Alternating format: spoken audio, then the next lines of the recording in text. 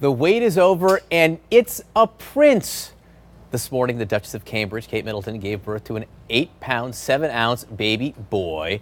This is the third child for the Duchess and the Duke of Cambridge. Our royal correspondent, Max Foster, outside the hospital in London with all of the latest. Max, lay it out for us. Give us the details here.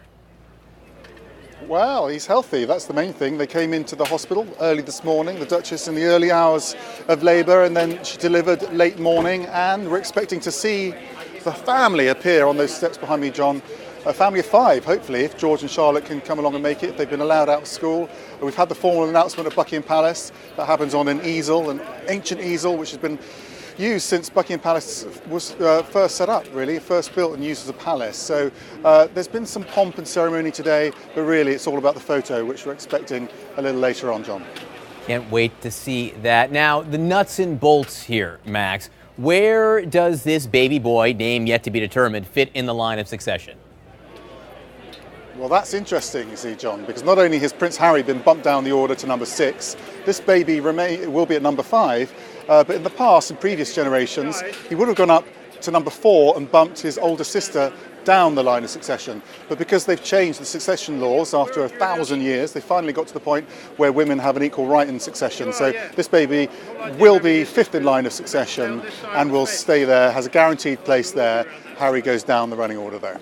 Harry gets pushed down, though I don't think it will diminish the interest on that royal wedding, which is still coming up right now, even though his path, to the throne just became more difficult. All right, let's talk potential names here, because unlike many families where the baby is born and you learn the name right away, it doesn't exactly work like that, or necessarily work like that. Well, no, and it's complete guesswork as well, but why don't we join the guesswork, which is sort of gripping social media right now? These are the top 3 names that are being bet on, at least. Arthur, Albert and Frederick. Also, people talking about Philip. Could be named after his great-grandfather, who's in his 90s, of course, was recently in hospital, is due at that wedding as well. This young baby will be the youngest guest at the royal wedding, so that's really what we're building up to next.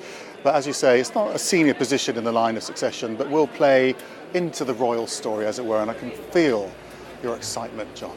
I'm hoping it's Severus Albus Windsor. That's the name that I want right now. Could Let's be tie it all together. happens. Let's tie it all together. Max Foster outside the hospital for us. Thank you so much, Max. I appreciate it.